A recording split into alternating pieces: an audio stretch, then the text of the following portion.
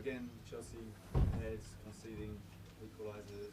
What's going on in defence and how do you think? It's not defence. It's not defence. It's conceding as a team. So the lack of concentration on mistakes for the goals are moments, but you defend as a team as much as you attack as a team. So we concede because we switch off. And in a game which should be comfortably seen out at 2-0 up, and that's not to disrespect Sheffield United, that 2-0 is not the end of the story. And I was clear with the players at half time that this can either be 3-0, okay, then this could be nice, or potential 2-2 on our hands. So the disappointing fact is probably the first goal as much as anything, because that allowed it, but we only have ourselves to look at as a group, not individually. Frank, the substitution, the double late substitution at the time, it looked bold, it looked, Billy Gilmore coming on, the fans were loving it.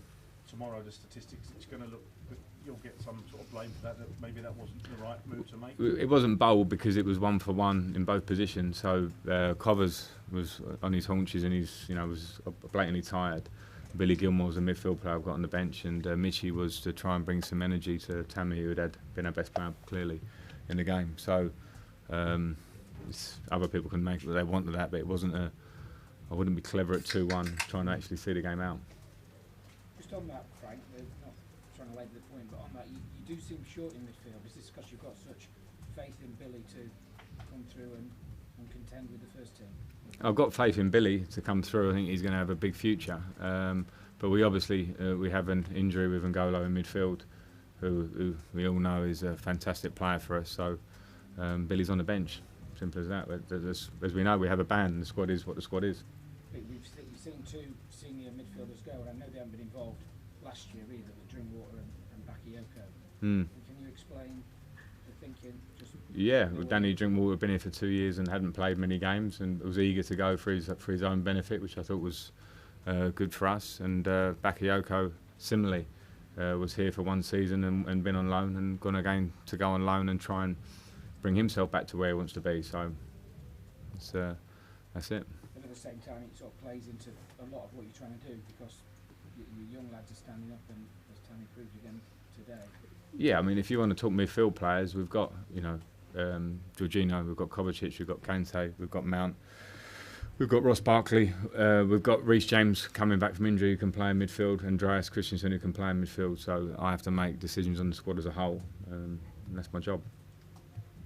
Frank, it's depressing to bring it up again, but once again, the black player who's made a mistake, but on social media there's a load of racist commenting. What's your reaction to that? What do you think needs to be done? It's just ridiculous to see it once again.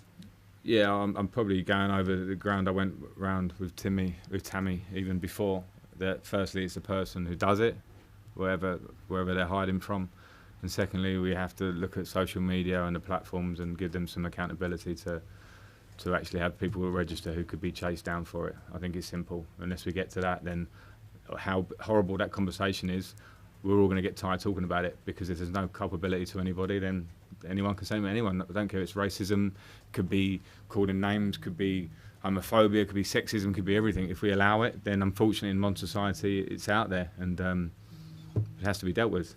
Would you hope that Chelsea maybe can meet up with social media companies? I think we have plans to do that. So yeah, everyone knows, in the way I speak and the way the club act consistently, where we want to go with it, and it's particularly not particularly if it's our player, any player. So we're clear about that.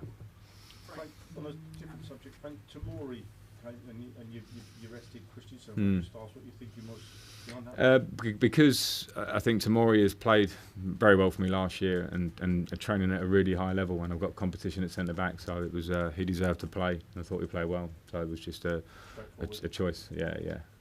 Liam?